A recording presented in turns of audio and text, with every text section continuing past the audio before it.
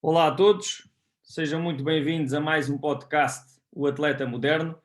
O meu nome é Diogo Joshua e hoje temos connosco mais um convidado. Antes de passarmos a palavra ao convidado, relembrar-vos para subscreverem os canais do podcast. Já sabem que os vídeos estão disponíveis no meu canal de YouTube, Joshua Coach, e a parte do áudio está disponível no Spotify, SoundCloud e no iTunes, através do nome do podcast, O Atleta Moderno. Sim, senhora. Vamos então ao nosso convidado de hoje.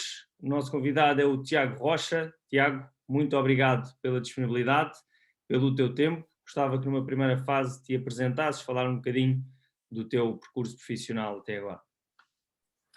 Olá a todos. Antes de mais, agradecer ao Diogo o convite para participar deste podcast. A parte da performance, a parte do treino direcionado para o atleta, para a melhoria do rendimento, é uma área que eu gosto bastante.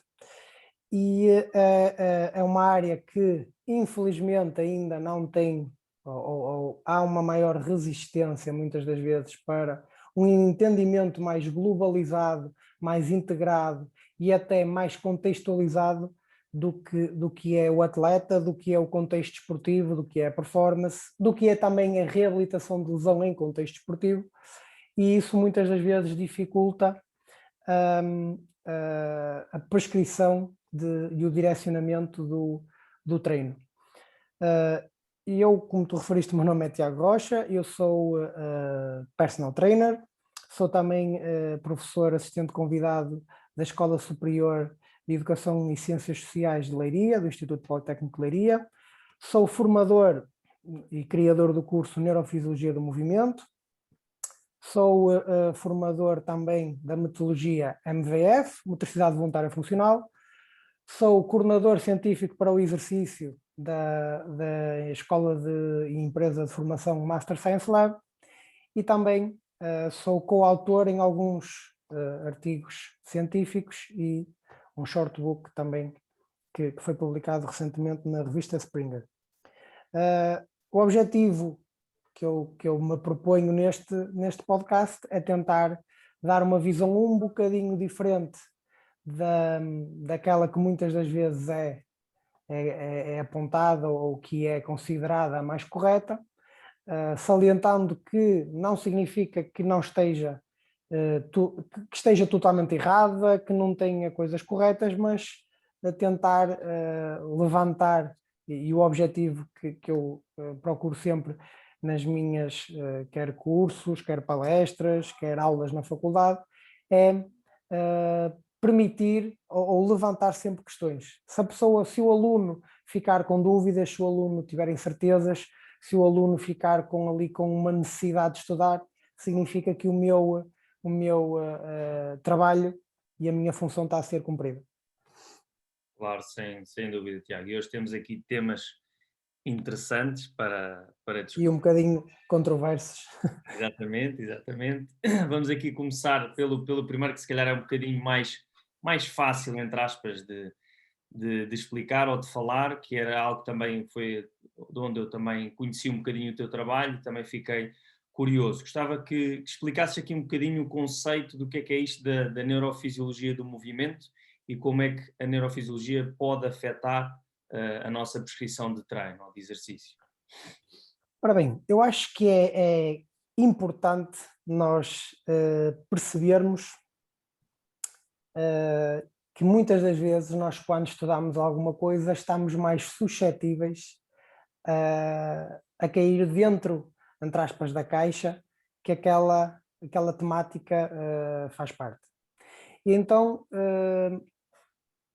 logicamente, eu poderia chegar aqui e dizer o cérebro é importantíssimo porque o cérebro controla tudo. E o que ia acontecer é que 99,9% das pessoas ia dizer que sim. Ou por desconhecimento, ou porque não têm argumentos para rebater isto. Só que na verdade não é isso que acontece. E a neurofisiologia é importantíssima em todos os contextos, seja no contexto de treino para alta performance, seja no contexto de treino para o nosso ou o aluno comum da academia, de ginásio de estudo, seja no contexto de reabilitação do indivíduo comum, entre aspas, ou até do atleta de alto rendimento. Só que nós temos que perceber que Quanto mais nós estudarmos o cérebro, estudamos a parte da neurofisiologia, a parte da neurologia, mais nós vamos perceber que o cérebro controla muito menos, em muitas situações o cérebro controla menos do que aquilo que as pessoas estão a pensar. Ou seja, o cérebro tem a capacidade de delegar funções em estruturas, em subsistemas, para que ele tenha recursos suficientes para focar-se em coisas que são mais importantes. Por exemplo, se o meu cérebro estiver preocupado em controlar o posicionamento do meu joelho, do meu quadril, da minha anca, do meu tornozelo, ele não vai ter tantos recursos para perceber um deslocamento ou uma desmarcação de um colega meu, não vai ter tantos recursos para empregar muitas das vezes até em questões técnicas e táticas, não vai ter tantos recursos para percepcionar informações, aquilo que muitas vezes nós chamamos affordance, informações que podem ser convites ou oportunidades de determinados movimentos que existem no ambiente e no contexto esportivo. Ou seja, para ter esta capacidade de estar disponível para absorver informação importante, o cérebro tem que delegar muito da parte relacionada com o controle motor, ele tem que delegar para estruturas, para subsistemas, para que ele tenha os recursos necessários e disponíveis para o que é realmente importante. E então a neurofisiologia é importantíssima por causa disto, porque nós temos que perceber duas coisas. Em todo e qualquer movimento existem, entre aspas, dois fluxos. Um fluxo mais superior e inferior, aquilo que eles chamam top-down, e um fluxo mais ascendente ou inferior-superior, o bottom-up. E dependendo da situação, dependendo do contexto, o que acontece é que uma pode ter maior predominância sobre a outra.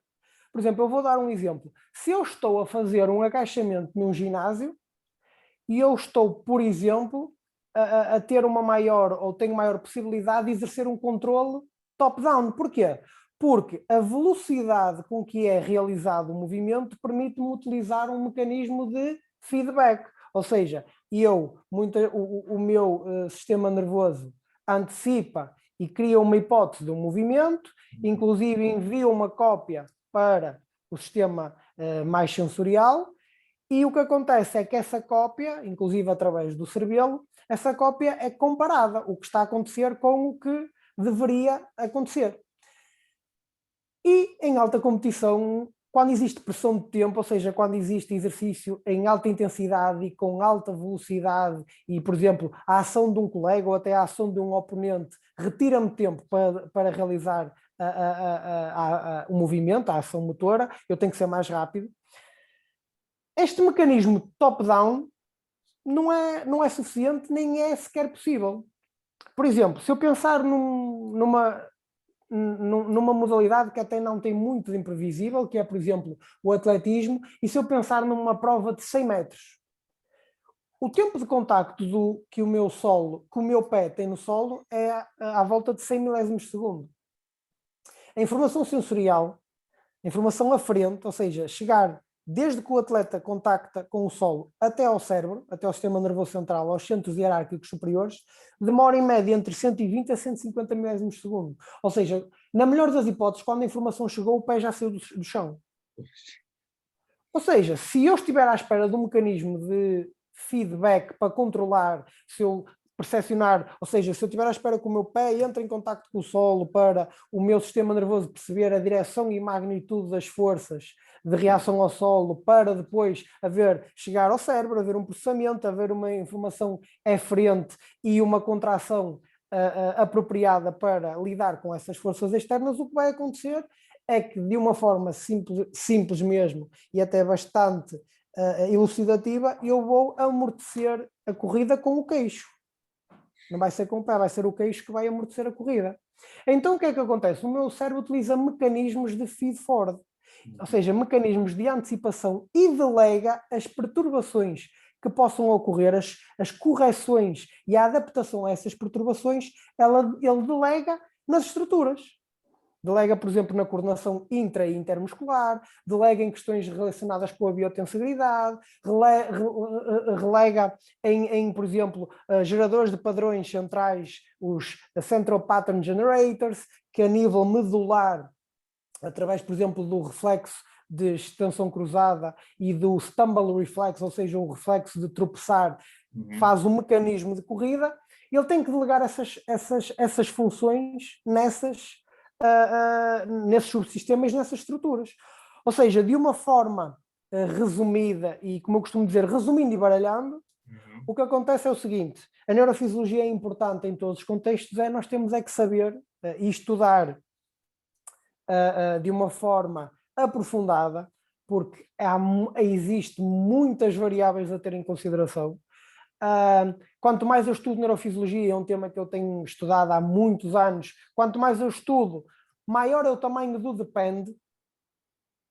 Depende de muita coisa, depende do indivíduo, depende do meio, depende da tarefa, depende da motivação, depende de muita coisa. E então nós temos que perceber isto, e até num contexto de performance, num contexto de desportivo, a aprendizagem motora muitas das vezes é ensinar ao cérebro aquilo que ele não deve tentar controlar.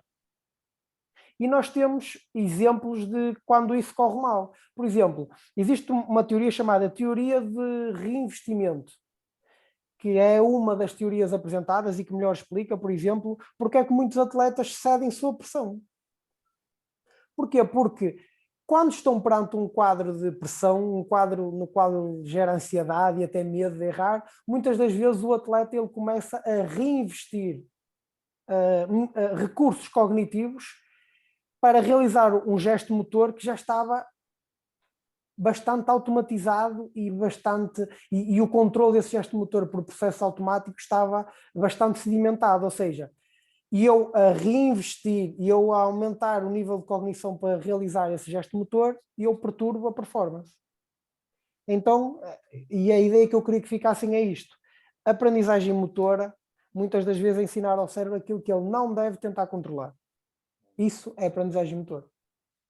Muito interessante, muito interessante. Um mundo muito complexo, como falámos aqui no início, essa parte da neurofisiologia, mas boa explicação, simples e assim de maneira para quem nos está a ouvir entender. Sim, o objetivo é sempre explicar de forma simples, porque se nós não conseguirmos explicar a uma criança de 3, 4 anos, nós não entendemos.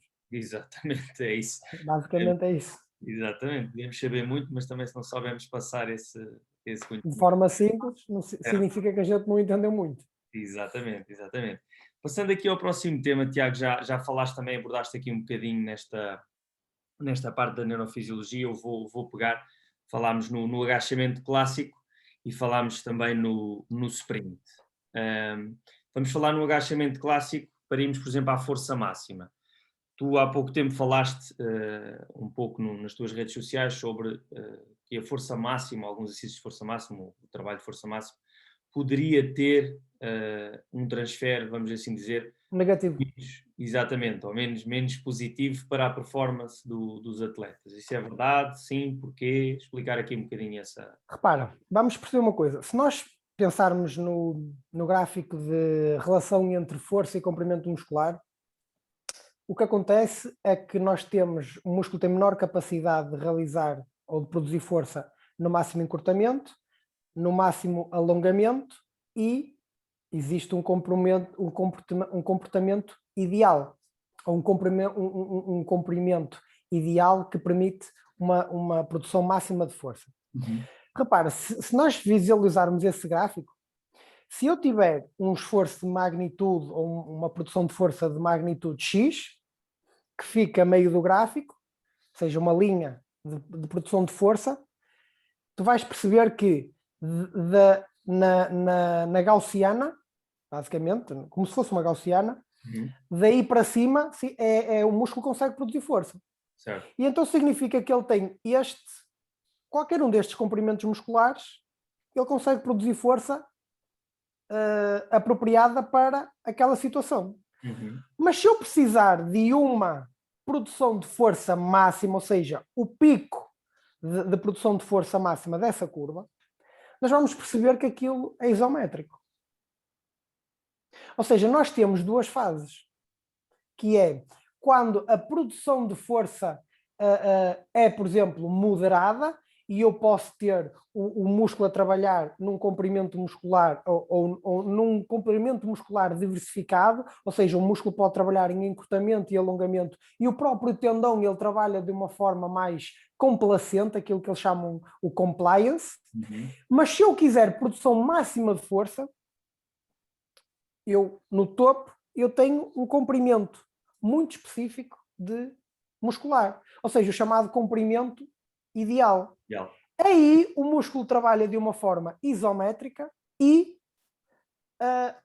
a transmissão de força é feita, ou seja, é um comportamento isométrico elástico e a transmissão de força é feita pelo tendão. Então o que é que acontece? Quando eu estou em alta competição, quando eu estou em alta intensidade, esse comportamento isométrico elástico, para além desse nível de força que eu tenho que produzir, eu também tenho que ser capaz de lidar com perturbações.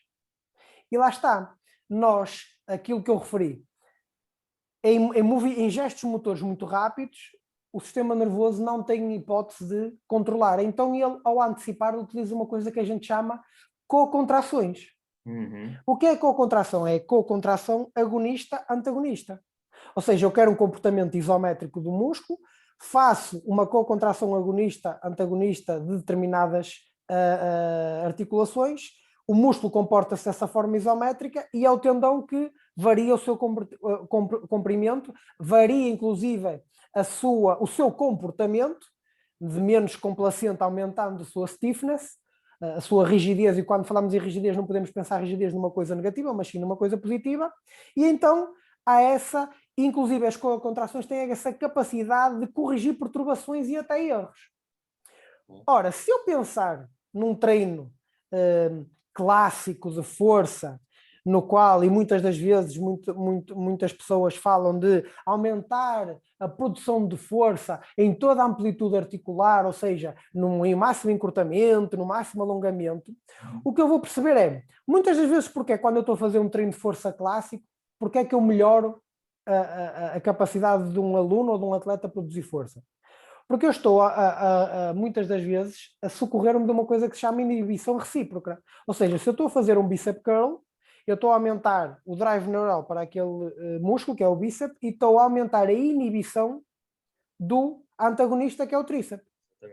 Ora, o que acontece é que, se eu utilizo co-contrações no gesto motor, eu tenho que ser capaz de ativar o agonista e o antagonista ao mesmo tempo, e enquanto faço esta ativação, tenho que ser capaz de inibir as duas inibições correspondentes, porque quando eu estou a ativar o quadríceps, estou a inibir o posterior de coxa, e quando estou a ativar o posterior de coxa, estou a inibir o quadríceps. Ora, se eu quero uma ativação do quadríceps e do posterior de coxa simultânea, eu tenho que ser capaz de inibir estas duas inibições. Ou seja, o ato de gerar co-contrações é por si só uma skill, uma habilidade. Exato. E o treino de força clássico muitas das vezes prejudica esta habilidade. Porque aumenta a capacidade de eu gerar inibição recíproca, o que depois me vai prejudicar em alta competição quando eu tiver que gerar co-contrações, para eu retirar ou para eu ou eliminar essa inibição recíproca, porque eu quero que os dois músculos, que são pares antagónicos, ativem ao mesmo tempo. E isto é muito importante. Para além disso, nós temos que perceber uma coisa. Se eu... Deixa-me só ver aqui um bocadinho. Força. As co-contrações, elas são ao mesmo tempo um mecanismo protetor e um mecanismo de performance. Porquê? Existe uma coisa que se chama muscle slack. Ou seja, a gente pode lhe chamar frouxidão muscular. Porquê? Porque nós muitas das vezes, até pelos livros que nós estudamos anatomia, nós temos a ideia que o músculo está ali tenso, fixo, na sua origem, na sua inserção, e está ali tenso. Mas, na verdade, o músculo está frouxo. Tipo, eu basta chegar aqui e fazer assim e percebo que o músculo está frouxo. Ou seja, o muscle slack, eu posso pensar no muscle slack e dando uma imagem muito representativa. Pensa, por exemplo, que tem um carro e tem uma corda agarrada, amarrada no carro. E eu quero puxar a corda para puxar o carro. Se a corda estiver ligeiramente frouxa, a primeira parte, os primeiros momentos que eu gero força, não vai puxar o carro. Vai ser para estender a corda, criar tensão para só depois começar a puxar o carro. E isto é importantíssimo no contexto desportivo. Porquê?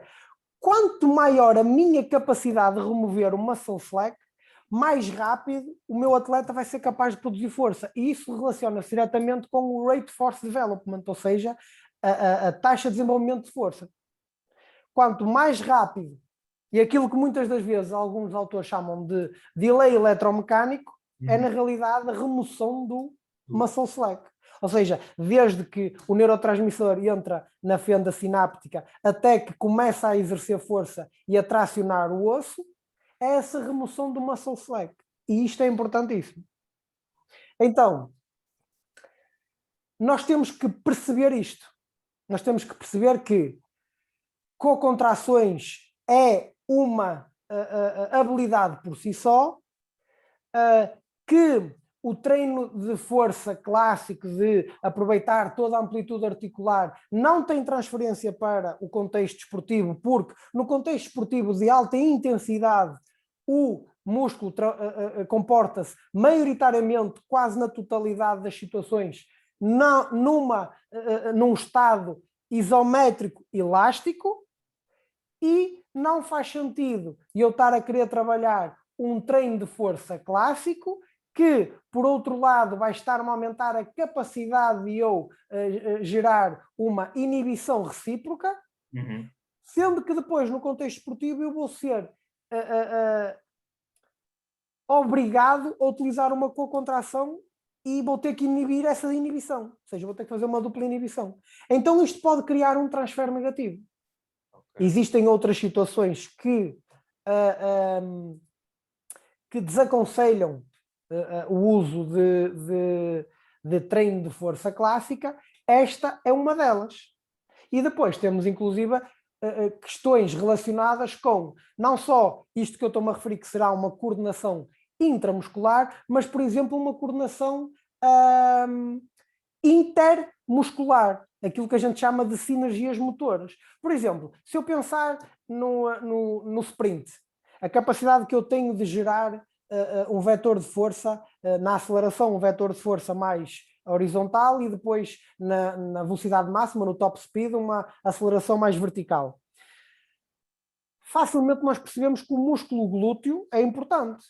Se calhar não da forma que as pessoas pensam, mas é importante. Então nós temos muitas das vezes pessoas a colocar os atletas a fazer um exercício com alta carga e a fazer um hip thrust.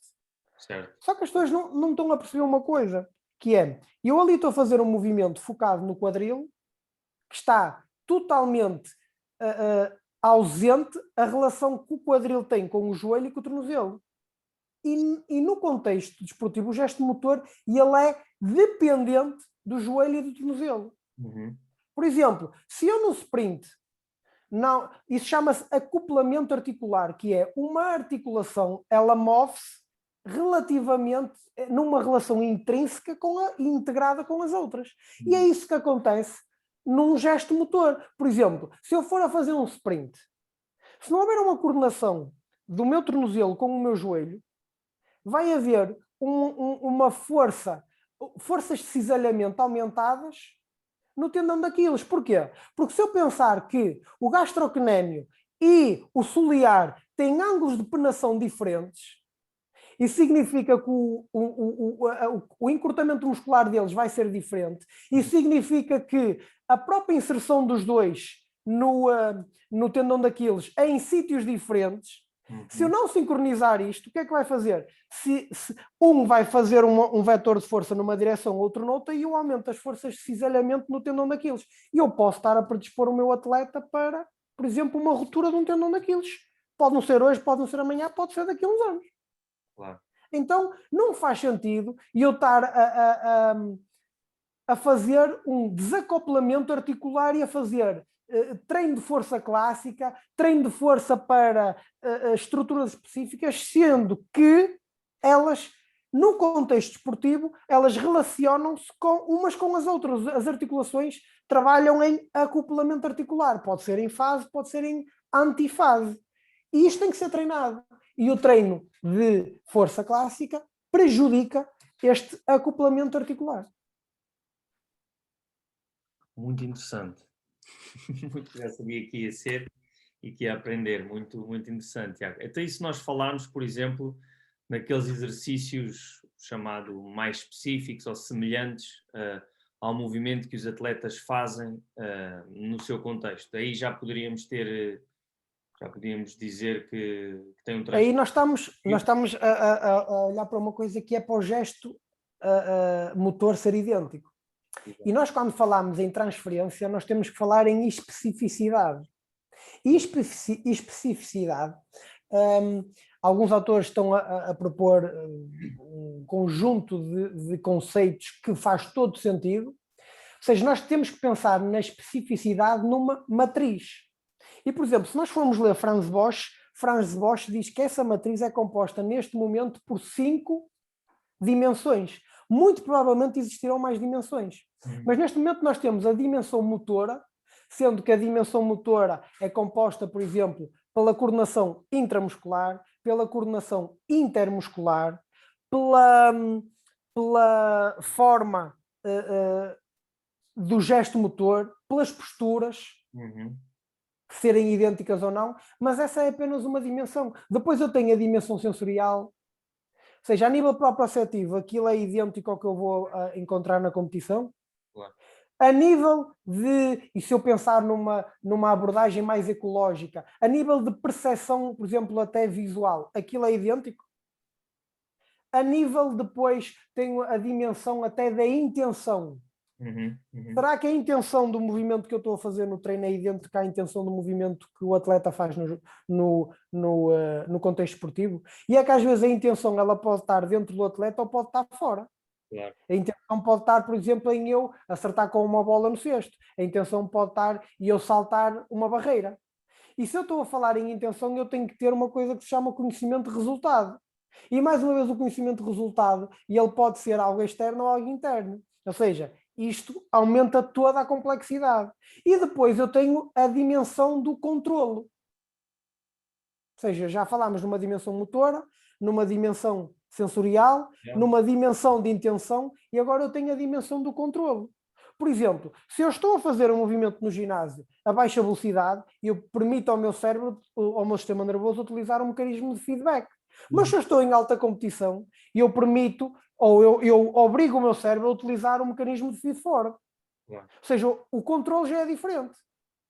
E depois, se o meu atleta faz um gesto motor já muitas vezes automatizado, e ele muitas das vezes utiliza de uma forma bastante proeficiente o subsistema, aquilo que nós falámos, os CPGs, Central Pattern Generators, os geradores de padrões centrais, que utilizam o reflexo de tensão cruzada, ou seja, quando uma perna flexiona, a outra estende, e o reflexo de tropeçar, que os dois estão interrelacionados num mecanismo de corrida. De tal forma, os Central Pattern Generators, de tal forma, têm uma influência no gesto motor da corrida, que se eu pegar numa pessoa tetraplégica e a colocar suspensa sobre uma passadeira, se eu ligar a passadeira, ela desenvolve uma marcha. E se eu aumentar a velocidade da passadeira, a velocidade da marcha dela aumenta também. Porque lá está, são esses geradores de padrões centrais. E eles localizam-se a nível medular. Okay. Então, se eu estou a dar um exercício no qual está a haver um controle exacerbado do centro hierárquico superior, não está a haver muita transferência para um gesto motor, por exemplo, como a corrida, que existe uma predominância mais, muitas vezes, bottom-up, no qual os Central Pattern Generators estão bastante enraizados. Então eu tenho que perceber isto. Este controlo faz sentido? Eu estou, por exemplo, se eu estou a realizar um gesto motor, se eu aumentar a pressão do tempo do meu atleta, se calhar eu vou aproximar um bocadinho do que acontece na competição. Ou seja, aqui já temos uma dimensão, a dimensão a nível de controlo já é diferente. E depois, a própria dimensão metabólica, que é, não faz sentido eu estar a utilizar um gesto motor numa determinada intensidade que vai-me utilizar um substrato energético X e na competição ele ter um substrato energético Y. E temos que perceber uma coisa. Aquilo que nós muitas das vezes aprendemos sobre substratos energéticos na faculdade e nos livros de fisiologia não tem muita... É importante, mas nós temos que perceber que aquilo foi estudado em atletas de sub-elite e em atletas de, por exemplo, sedentários ou não atletas, ativos mas não atletas. Porquê? Porque nós hoje em dia já podemos inclusive falar de uma coisa que se chama aprendizagem energética. Reparem, há um autor chamado Elvio Afonso, e o Elvio Afonso trabalha com atletas olímpicos, ou seja, trabalha com atletas de nível top, ou seja, aquela pequeníssima porcentagem que chega aos Jogos Olímpicos, e um dos recentes artigos dele revela que aquilo que nos foi ensinado é que nos desportos de curta intensidade, por exemplo, 3, 4, 5 segundos, a componente da fosfocreatina, o sistema da fosfocreatina, é o que tem a maior contribuição e depois há uma transição para o glicolítico e depois para o oxidativo ou o aeróbio. E o que o Elvio demonstrou com os seus artigos que estão a ser publicados é que o atleta de elite, numa fase inicial do movimento, já entra com uma grande participação do sistema glicolítico.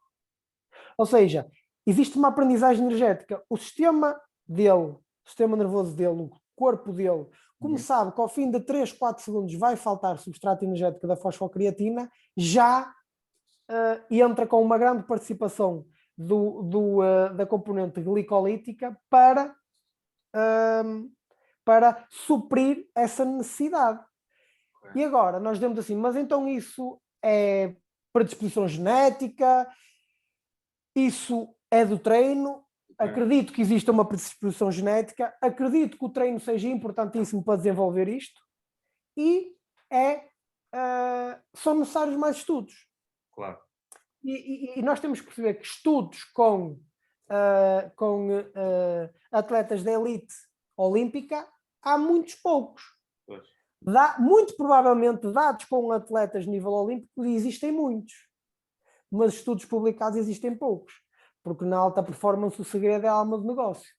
E eu tenho um colega meu que está no Brasil, que é o Augusto Redua, que fez o seu mestrado na Rússia, no Comitê Olímpico Russo, e ele dizia lá para as pessoas, vocês têm aqui dados brutais com atletas olímpicos, e um deles, por exemplo, o Anatoly Bondarchuk, com quem eu recentemente também fiz um curso, que foi não só atleta olímpico, vencedor da medalha de ouro do lançamento do peso, mas também treinador de vencedores de medalha de ouro olímpica de lançamento do peso. E ele dizia para as pessoas lá do Comitê Olímpico o seguinte, vocês têm dados fantásticos, porque é que vocês não publicam isto em revistas internacionais? E eles respondiam assim, nós não queremos publicar em revistas internacionais, nós queremos capacitar os nossos treinadores. Ou seja, existem muitos dados, mas publicações referentes a isso existem muito poucas. Então nós temos que perceber isto. Treinar um atleta olímpico não tem nada a ver com treinar a Dona Joaquina de ginásio. Claro. Treinar um atleta olímpico não tem nada a ver com treinar um atleta que joga futebol ao final do dia num campeonato secundários. Treinar um atleta olímpico não tem nada a ver com um atleta de nível profissional, mas que não seja olímpico. Pode ser totalmente diferente. Pode haver muita coisa semelhante, mas também pode haver muita coisa que é diferente. E isto é que faz que seja necessário, e mais uma vez, resumindo e baralhando, se me perguntas assim, qual é o exercício, como é que eu posso garantir que o exercício que eu estou a fazer no treino tenha a máxima transferência, ou seja, que seja bastante específico para o meu atleta. Temos que garantir que as dimensões motora, sensorial, intencional, de controle e metabólica são o mais idênticas possíveis. E como é que eu vejo isso? Isso é a pergunta do 1 milhão de euros. Essa é a pergunta do milhão de euros, quando nós conseguimos responder essas perguntas de uma forma simples e muito provavelmente vamos encontrar mais dimensões dentro desta matriz de especificidade. Vamos provavelmente, num futuro próximo, encontrar mais dimensões que nós vamos ter que ter em consideração para garantir o máximo transfer de positiva do treino para o que o meu atleta consegue desenvolver na competição. Por exemplo, eu vou-te dar o exemplo, muitas vezes nós temos os sprints. Sprint resistido. Tem transferência? Depende. Até já, com atletas de elite não há nada que comprove que funciona. Mas basta, por exemplo, se eu estou a fazer quando um atleta está a fazer um sprint na máxima intensidade, a fase do ciclo de corrida que está sob pressão é a fase de voo. Quando eu estou a fazer um sprint resistido, seja com paraquedas, seja com sled, seja com trenó, eu estou a transferir a pressão para a fase de apoio. Certo. São duas fases diferentes. Fase de voo, fase de apoio. E no meio não há intermédio, é uma transição de fase. Pois é. Então nós temos de ter isso em consideração. E, por exemplo, se for na aceleração pode piorar ainda mais as coisas. Porque na aceleração é a fase que o atleta está mais instável e que pode cair. Nós vemos muitas vezes num sprint nos 100 metros, o Bolt, inclusive, um caso em que ele tropeçou, conseguiu recuperar e ainda ganhou a prova. Ou seja, até pelo posicionamento do corpo, é a fase em que o atleta está mais desequilibrado. Se eu lhe coloco um sled para ele empurrar, ele já não tem esse desequilíbrio. Para além disso, eu estou a aumentar o tempo de contacto dele no solo. Eu estou a permitir ao meu sistema nervoso utilizar um feedback de uma forma mais prolongada. Se eu estou a utilizar um treino, uma corrida de velocidade máxima com resistência, eu estou a aumentar o tempo de contacto no solo. Se passa de 100 milésimos de segundo para 300, por exemplo, se calhar deixo de ter um mecanismo de feed-forward e passo a ter um mecanismo de feedback no treino, mas ele na competição utiliza o feed-forward. Então nós temos que começar a ter atenção a isto. É complicado, não dá para olhar e está aí dentro com o exercício e achar que estamos a fazer e não dá para utilizar as justificações porque fulano de tal faz e ganha, mas ele ganha apesar disso ou por causa disso. São coisas diferentes. Eu se treinasse o Bolt quando ele foi campeão olímpico, se eu o treinasse, havia uma grande probabilidade de eu o treinar e ele continuar a ser campeão olímpico. Ou seja, ele ia ser campeão olímpico apesar do meu treino. Não ia ser por causa do meu treino, ia ser apesar do meu treino. Porque eu não domino a nível do atletismo as componentes técnicas, porque não é a minha área de especialização, eu não domino como domina o treinador dele. Claro. Eu ia, se calhar, cometer erros que o treinador dele não comete e ele ia, apesar dos meus erros, ele ia ser campeão. Porque a qualidade dele estava lá. A capacidade genética dele e a influência do meio ambiente, neste caso do treino que ele teve com o seu antigo treinador, deu-lhe automatismos e bagagem para mesmo que eu treinasse no último ano, ele continuaria a ganhar. Claro. Então, nós temos que deixar de utilizar essas falácias de autoridade, porque fulano tal faz, essa falácia de o viés de confirmação, este fulano fez isto e ganhou, e os outros 99% que também fizeram não ganharam. Então a gente tem que começar a perceber isso para garantir-se e tentar ao máximo que aquilo que nós fazemos no treino tenha transferência positiva para o que nós fazemos na competição, que não é fácil. É a pergunta do milhão de euros. Não é nada fácil, Tiago. Muita coisa aqui em que pensar. E é por isso que eu também gosto desta área e é por isso também te convidei, porque isto é bom para deixar aqui os nossos ouvintes também a pensar um bocadinho. Falando agora no último tema, Tiago, também foi um tema um bocado controverso, também existe alguma literatura sobre o tema e depois eu também quando vi um post que tu falaste também fiquei assim um bocado, mas espera aí, isto faz aqui algum sentido. Existe mesmo, ou podemos dizer que existe, ou se faz sentido em nós falarmos em períodos críticos ou sensíveis para ou ideais, pronto, para o desenvolvimento de certas qualidades físicas nos jovens atletas, ou seja, naquela idade existe muito o ideal é fazer este trabalho de velocidade, este trabalho de agilidade. Queria que falasses sobre isto. Na minha opinião, não faz sentido. Não faz sentido. Primeiro, e nós temos que ter em atenção isto, toda a bibliografia que suporta os períodos sensíveis foram feitas com base em conjecturas de que aquilo seria assim. E depois há algumas questões que, primeiro, se eu digo que, para já, se eu digo que existe um período sensível para a velocidade e um período sensível para a resistência e um período sensível para a força, de uma forma inconsciente o que eu estou a dizer é que a estrutura responsável pela velocidade não tem nada a ver com a produção de força. Ou seja, a estrutura no meu corpo que se responsabiliza pela velocidade é diferente da que se responsabiliza pela força. Eu saiba, o nosso sistema nervoso age como um só. Claro. Porque isso significa que se há um período para a velocidade, significa que esta estrutura já amadureceu e a outra não amadureceu. Isto é o primeiro ponto. Segundo ponto que também é importante. O que é que acontece então se eu não treinar a velocidade? Nesse período sensível, significa que o atleta não vai conseguir desenvolver todo o potencial genético que tem? E se eu treino a velocidade? Treino como? No início do treino, no fim do treino, a meio do treino? Quantas vezes por semana? E respondem todos da mesma forma? Todas as crianças de 12 anos ou 13 que vão fazer, que possivelmente estarão num período sensível de aprendizagem para a velocidade, vão responder todos da mesma forma à velocidade? Então já começam a ser muitas perguntas pelas quais os defensores dos períodos críticos sensíveis não têm respostas. Claro. E na minha visão não faz qualquer tipo de sentido.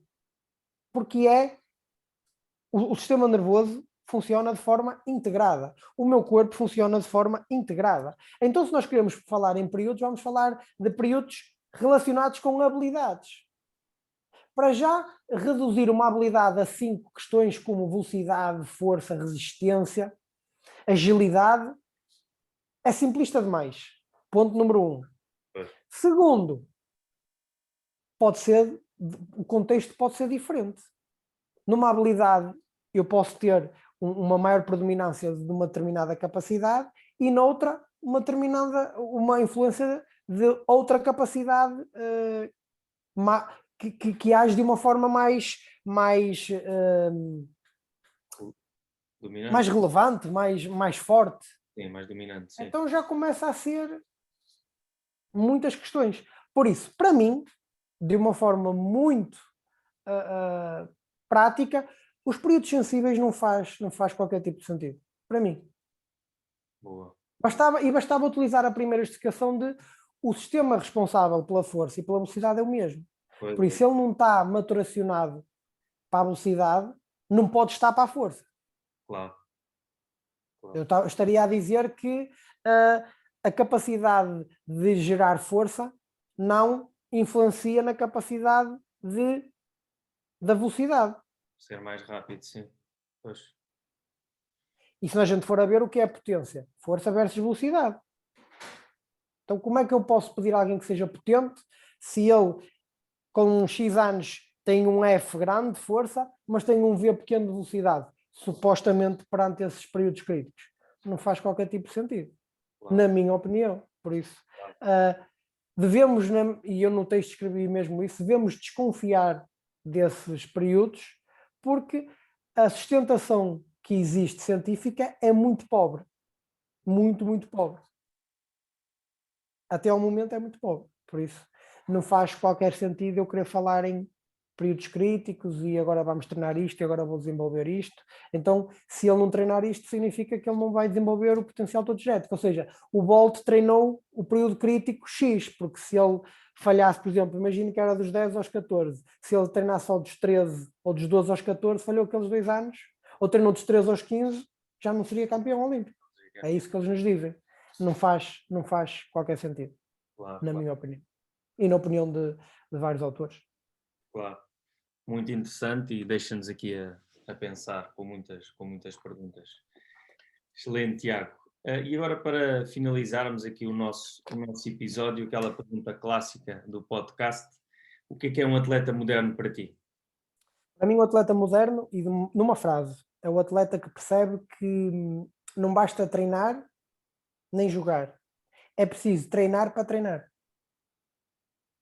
Um atleta precisa treinar para treinar bem. Claro. Porque senão não... Seja qual for o método que o treinador utilize, se o treinador utiliza um método mais chamado integrado de treino físico com bola, se utiliza até uma periodização tática, o atleta tem que treinar para treinar. E isso necessita de um treino ajustado àquele atleta. Quando aqui há um tempo um profissional de Sporting disse que os PTs não faziam sentido porque no treino as faziam personalizado, essa pessoa não está a ser correta. Claro. O treino, não sei como é que ele consegue personalizar o treino a dar treino a 10, 15 pessoas ao mesmo tempo, mesmo que dividam o grupo em 3 e seja um plantel de 30, e seja 10, 10, ou seja um plantel de 25, e seja 7, 7 ou 8, 8, como ele quiser, e um grupo com menos, não consegue. Claro. Não consegue. E então, o que é que nós temos? Mas por outro lado, eu percebi a crítica que o profissional fez, e não deixa de ter razão quando diz que grande parte dos profissionais dos personal trainers não estão preparados, é correto, porque a maior parte das pessoas muitas vezes não tem em consideração isto tudo que acabámos de falar, e depois, nós estamos agora numa fase que nós vemos que os atletas estão às vezes há um mês de férias e começaram, por exemplo, há 2 semanas a treinar, e nós vemos personal trainers que em 3 semanas que estão com um atleta, o que é que eles fazem? Eles conseguem fazer a força pura, a força máxima, a resistência, a força resistente, potência, tudo, em 3 semanas. E depois o que é que acontece? O atleta, 1 de julho, por exemplo, começa a pré-época, e está tudo bem, e por exemplo em fevereiro fez um hack-trick e o PT põe nas redes sociais, aqui o meu trabalho, mas em novembro ele teve uma ruptura e o PT aí diz que já não tem nada a ver com ele, ou seja, a ruptura que aconteceu em novembro não tem nada a ver com o treino de junho, mas o hack-trick de fevereiro tem a ver com o treino de junho. Então nós temos que começar a perceber isto. O que é que eu quero? E eu trabalho com atletas de alta competição, da Primeira Liga de Futebol, da Primeira Liga de Handebol.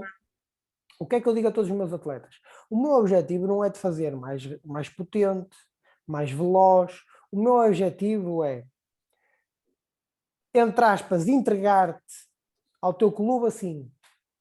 Está no máximo das suas capacidades para vocês melhorarem o que têm que melhorar. Ou seja, ele treinou para agora treinar. Claro. Ou seja, fazer exercícios para reforço de algumas estruturas que muitas das vezes, até por falta de tempo nos clubes, é negligenciado. Gerar atratores para aquilo que é importante. Ou seja, os atratores, por exemplo, de corrida e os atratores de mudança de direção são idênticos. E se eu pensar que no futebol, no handebol e no basquetebol eu tenho a componente de corrida, então eu tenho que ter em atenção isto. Como é que funcionam os abdominais em determinados contextos? Por exemplo, basta pensar que eu tenho no abdominal, são músculos longos, mas tenho muita interseção com tecido passivo. Ou seja, para além disso, tenho um braço de movimento dos maiores que o nosso corpo tem. Ou seja, pequenos graus de movimento articular têm grandes variações na força. Então, como é que se comportam os abdominais a nível motor? Se eu pensar a nível de rotação esquerda-direita, estou a falar de uma rotação falsa ou de uma rotação verdadeira? E isto já altera muita coisa. Claro.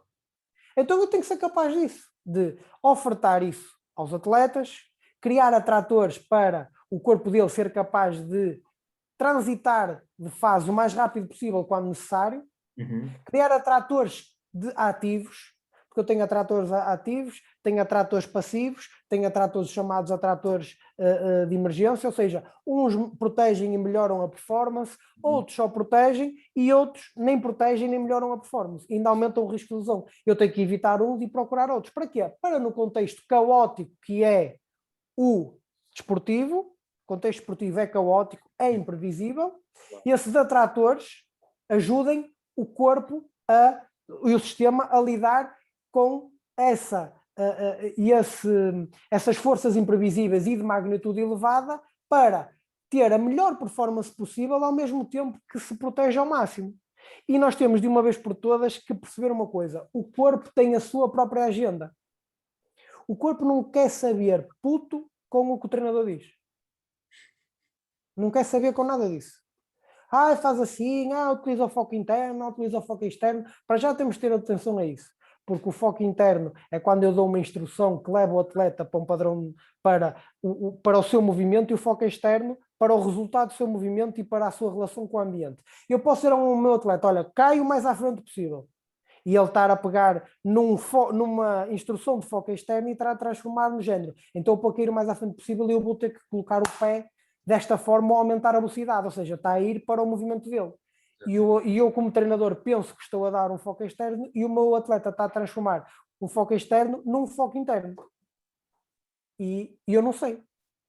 Mas existem estudos neurológicos. Os estudos neurológicos o que dizem é que quando eu dou um foco interno ou uma instrução de foco externo e uma instrução de foco interno ao meu atleta, o processamento neural é diferente. É isto que diz. Agora, e curiosamente, ainda não houve nenhum estudo que dissesse se uma instrução era boa ou se era estúpida. Isso também seria importante. Então, isto é importante. Para mim, o atleta moderno é este. É o atleta que percebe que é preciso treinar para treinar e que tem uma caixa de ferramentas enorme. O que é isto?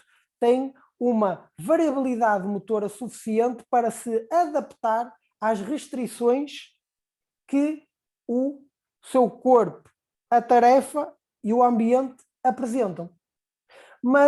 E hoje em dia toda a gente fala na variabilidade. Variabilidade é o movimento tem que ser variável. A variabilidade sem estabilidade não faz sentido. Não tem essência, não tem objetivo, não tem fundamento. Claro. E então, se eu tenho que ter uma estabilidade, que é, eu tenho que ser capaz de estabilizar a variável de resultado, eu começo a falar em endpoints, em pontos finais, em pontos de ancoragem. E aí, mais uma vez, baralha tudo outra vez. Ou seja, muitas das vezes eu vejo os treinadores estão a tentar corrigir o movimento de um ponto, de um endpoint para o outro. Eu só tenho que garantir que neste endpoint e neste ele faz aquilo que eu quero. Aqui é a variabilidade dele. Pois. Até restrições, por exemplo, anatómicas, restrições de fadiga. Por exemplo, no sprint, havia uma altura que as pessoas achavam que o sprinter tinha que colocar o joelho a uma determinada altura. Sim. Colocaram esse como sendo um endpoint. E não, o endpoint é o contacto no solo. Principalmente o toe off e o momento de recepção ao solo. Ou seja, eles inverteram um endpoint. Porque se eu obrigo um atleta a manter um joelho em determinada altura, quando a fadiga começa a surgir, ele vai se focar em manter o joelho em determinada altura, vai fazer um reinvestimento cognitivo naquele gesto motor e vai retirar ao corpo capacidade de se auto-organizar e de lidar com a fadiga, sendo que se o corpo mantivesse essa capacidade de se auto-organizar para lidar com a fadiga, ele conseguiria manter o máximo de velocidade mais tempo. Agora, não, ele está preocupado em manter o joelho elevado a determinada altura e perde velocidade mais rápido porque o treinador deu-lhe um endpoint errado. Muito interessante. Isto é importante. Muito interessante e muito importante. Grande aula que tivemos aqui, Tiago. Muito obrigado. O objetivo é esse. Exatamente, o objetivo é esse, aproveitar aqui o máximo de tempo. Tiago, para finalizar então, onde é que as pessoas podem encontrar, seguir um bocadinho o teu trabalho, os teus cursos, pronto, deixares aqui um bocadinho. Eu dou cursos pela Universidade Voluntária Funcional, MVF, basta procurar nas redes sociais da MVF.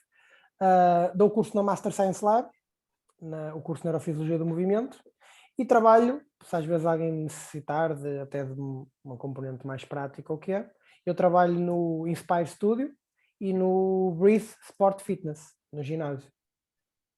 E se às vezes alguém, nas redes sociais, tiver alguma dúvida e quiser entrar em contacto, dentro do tempo que eu tenho disponível, eu respondo a toda a gente. Se alguém precisar de ajuda, é só dizer. Basta procurar pelo teu nome, não é? Tiago Rocha. Tiago Rocha. Não será dos primeiros a aparecer, mas aparece lá no meio. Há sempre o mundo do fitness e até do desporto não é assim muito extenso, há sempre alguém que tem amigos em comum e aparece. Os motores de busca aparecem. É verdade, sim senhor, é verdade, sim senhor.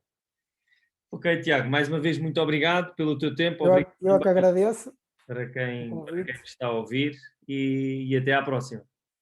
Eu que agradeço o convite, até à próxima e espero que tenha sido produtivo para quem nos está a ouvir e que permita que as pessoas criem mais possibilidades e que saiam, depois de ouvir este podcast, com necessidade de estudar algumas das coisas que foram referidas, para que essa é a nossa função como professores, é estimular o estudo e a aprendizagem em quem nos está a ouvir. Ok, Diogo, um grande abraço, mais uma vez, muito obrigado pelo convite e cumprimentos para todos. Até à próxima. Obrigado, Tiago.